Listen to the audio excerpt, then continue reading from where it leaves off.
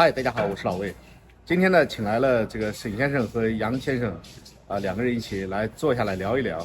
因为他们一个是从美国过来，一个是加拿大籍的香港人来越南时间都不长。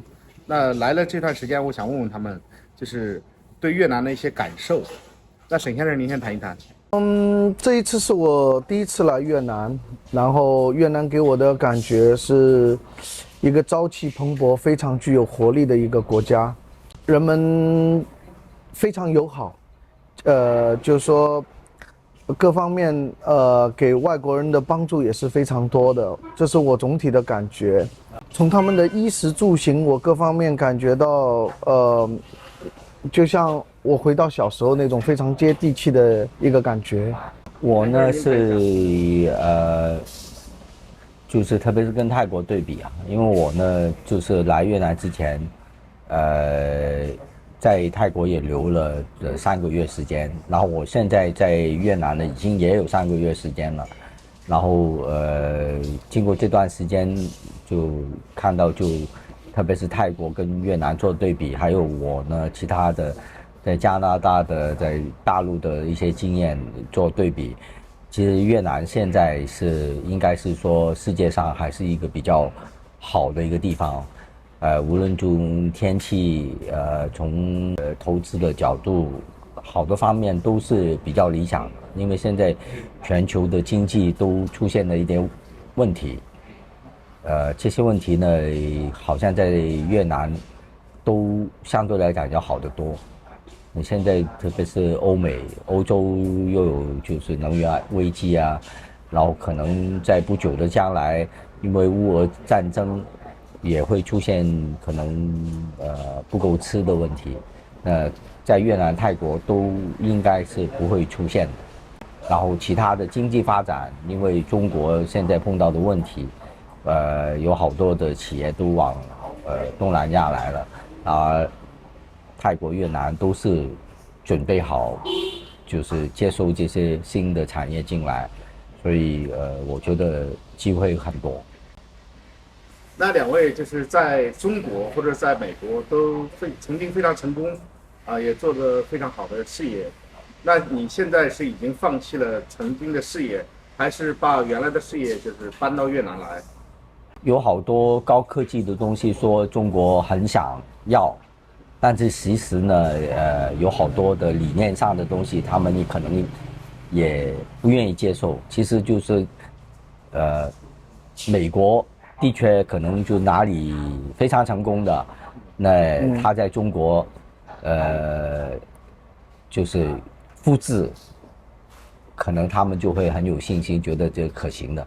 但是如果是一个完全新的东西在中国开始，可能就很不行了，因为他们接受不了，就是新的概念可能都不能看，而且就是他觉得你这样做很吃力，他也不想参与，因为干嘛那么烦呢？还是抄美国的简单啊，或者是通过某些关系达到什么认识谁，然后你的生意就好做了。都是以这种概念，就是你认识谁，或者是你有什么关系啊，什么之类的。那您觉得在越南是不是靠自我创业，就是不靠关系这一块，是相对来说是容易一点，对不对？我觉得，特别是对我们有国外关系的条件，我觉得尽量不赚越南人钱呢，赚美国人钱，或者是在国外跟越南之间帮他们搭一个桥梁，让我们中间也会得到好处，这样。也就是您在越南投资，但是不是赚越南的钱，而是赚欧美人的钱，对，来让他们来到越南消费，你作为一个桥梁。消费、投资，或者甚至来这边长期生活，然后我们帮他搭一个桥梁，然后让他方便一点，然后无论是中国人、美国人，我觉得都可以帮到，这样就是最好。那沈先生，您这边我看您在西贡和在河内也看了几套房子，然后也考察了很多地方。那您对越南的现在的印象怎么样？然后您会来越南投资吗？非常感谢老魏啊！这一次我觉得我是综合来考察越南，从个人的角度，也从生意的角度来看，因为大家都在争议越南是不是会成为下一个世界工厂的一个热点。那对我而言的话呢，因为自从美国总统川普上台之后，它的301K 对于很多贸易方面的确对于中美贸易形成了非常大的阻碍。那对于我在美国本土做贸易的话，我必须得寻找一个备案的一个新兴市场来作为我的整个供应链的一个补给的计划之一。那么从个人的角度来说呢，因为这是一个完全崭新的一个市场，我对它的房地产有信心。是来自于几个因素，第一个是越南，尽管它是一个社会主义国家，对不对？然后，但是呢，我在这里看到了非常朝气的一面，就是说它的言论和它的媒体跟西方是接轨的。我们在这里可以用到 Facebook， 可以用到 Google， 可以用到 Twitter， 可以用到 Instagram。那也就是说，跟世界的一个沟通是没有阻碍的，对吗？然后。越南现在很多文化都在尽量的跟西方在并拢，那尤其越南本身就是受过法国殖民地时代的一个文化的一个熏陶，那它跟西方的一个融入和结合，我认为是比较顺理成章的。那么其次呢，就是说它的整个劳动力资源的一个成本，那因为越南现在是一个最新的一个年轻的一个比较年轻的一个国家，相比其他的国家而言，那它的整个就是说劳动力是非常年轻的，而且是非常具有活力的。那在这个方面呢，也就是说作为一个就是说生产供应链，为其他国家生产供应链做好一个生产基地，它已经做好了一个基本的一个准备。那随之越来越多的国际的热钱，我叫 hot money 进来的话，那无疑现在是越南成为了世界的一个焦点。或许它现在正是它国运爆发的一个时期，对。加之另外一点就是说，我感觉到，走在跟杨教授走在，无论是在西贡也好，在那个河内也好。海防，我们到秦居这一路上，我们看到的都是，就活力四射的一面。那也就是说，越南现在正在用自己一个完全一个非常热忱的态度在拥抱世界。那我觉得他应该是做好了一些准备。那对于刚刚教授所说，我们立足于欧美来帮他们做一些改善，其实也能够 benefit 我，就是说得益我们自己，无疑是就是说无疑是一件非常好的事情。那您这几天啊，也走遍了越南的南北了，相当于就是从河内、海防、胡志明到秦居，基本上越南的南北都走了一遍。那您对这个南北的差异啊，您有什么看法？你觉得你更喜欢哪边？更喜欢哪座城市？各有各的魅力所在。那胡志明给我的概念就是说，我到处能够享受美食，很多咖啡店，晚上的那种夜景非常的繁华。即使下了飞机12点钟，我还能喝咖啡，还能喝啤酒，还能宵夜。那么北部呢也是一样，但是呢，北部给我的感觉呢更像政治中心，那这边呢更像经济文化中心，就是说总体我的感觉就是说，北面和南面各有各的风格吧。北部相对来说严肃一点，对不对？南部就是比较热情一点，而且南部的气候，我是觉得南部待着更舒服。杨教授，您觉得呢？我觉得北部呢，就是温度比较极端嘛，就是特别是河内，因为它可能一不近海，二可能经纬度就比较接近香港的天气吧，它的温度范围。冬天我听说也比较冷。我们这次去呢，也相对来讲要比较热，而且它的热它是带潮气的，就有点像香港或者上海的热。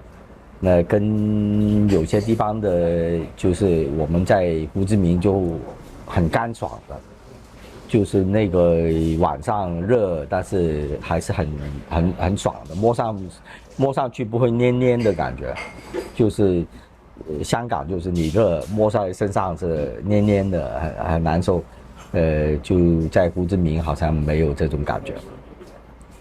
很多朋友啊都是谈这个胡志明的气候，说是胡志明市是一个来了让人忘不了的地方。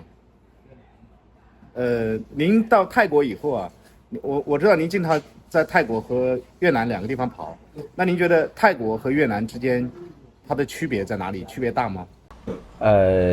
泰国比较成熟了，毕竟那么多年下来，都已经该开发的开发了，然后有好多特别四季美感上明显就越南相对来说，泰国的四季要漂亮的，酒店里的设计啊什么，你感觉要好很多了。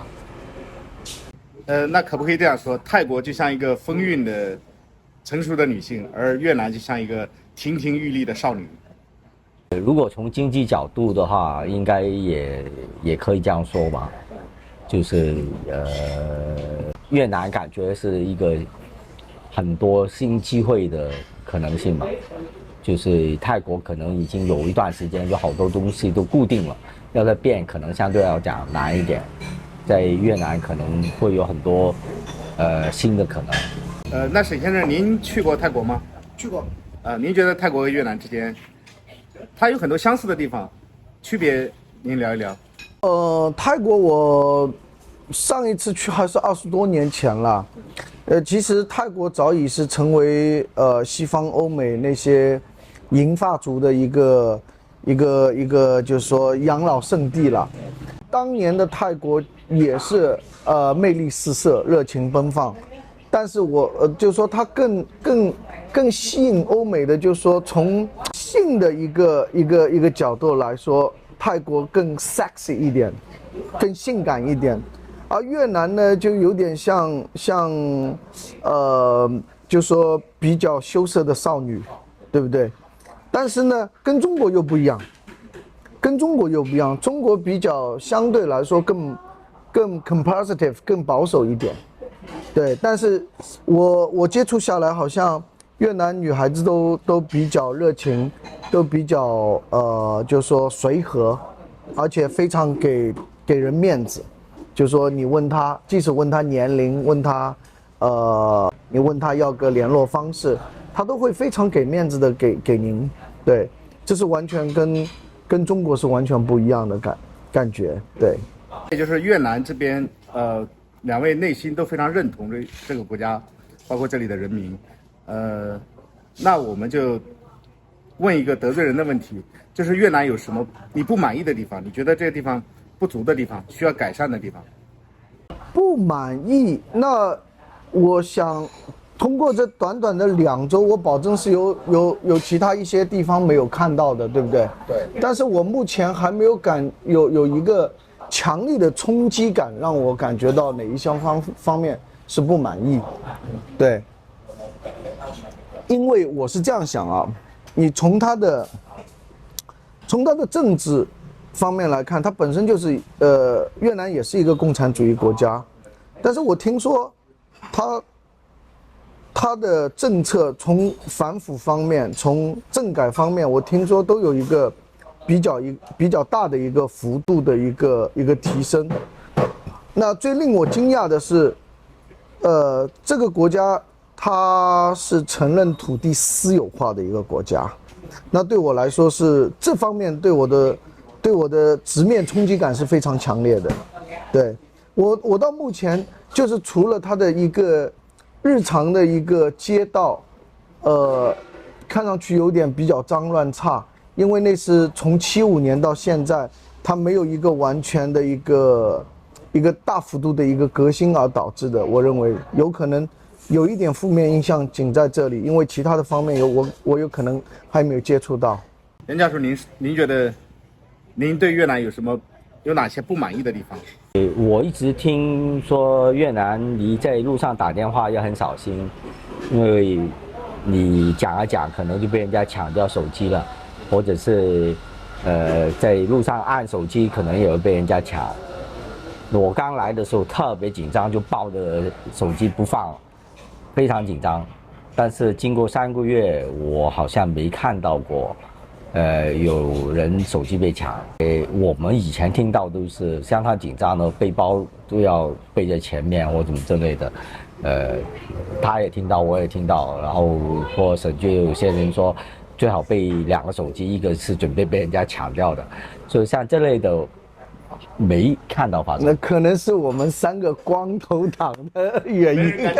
对啊，我们这样光头走在街上也没人敢抢我们。但我们也没看到就哪里有见到有被人抢啊，但他们说要抢很快的，1-2分钟之内你就对你影响就很大了。是这样的，确实是我有朋友被抢过。那疫情之前人流密集的地方，那有可能会出现盗抢现象。但是这种现象呢，我觉得不应该放大它，对吧？不应该放大，因为在很多国家，包括美国，包括中国，包括任何一个国家都有这种情况发生，对不对？你说的没错，我认同，因为什么？越南还是一个，我觉得还是一片处女地，它刚刚开始。那你像中国早期的一个改革开放的一个过程当中，也出现就是说外国人到了中国之后被出租车乱收费的一个现象，对吗？那么因为这是跟它的整体的一个经济，我认为还是一个经济问题导致的，就是说还是它的收入问题、收入分配的一个问题导致的。如果发达到一定程度的话，我相信这种事件会越来越少。对，而且就我的感觉，这3个礼拜下来，我觉得各方面这边的民风还是比较淳朴的，而且是比较善良的。不仅有人请我们抽水烟，还要开着他的车免费带我们去兜圈。我觉得这些都是非常难能可贵的一个，就是说对于一个外来者的一个馈赠。对，是。这边的确生活也没什么很大的压力，我看到就是，男生有好多很休闲的，经常在咖啡厅出现，然后呢，我们几个秃头看到人家全部的头发满满的，就他们的生活压力要可能比我们少得多了，就是基本上男生有好多甚至于不工作的也好像蛮多的。我纠正一下，不是秃头，是光头。对，是光头。我们俩是光头。是，而且这边相对于，不要说跟欧美国家来比较了，我觉得跟亚洲国家来比较，也是相对来说物价比较低廉，对吗？然后它的生活经济更实惠，比较实惠的一个国家。对。对。而且越南人比较平和，很有佛性。就是遇事呢，他不会极端，没有那种戾气，这点我是非常喜欢的。是，这个我也认同。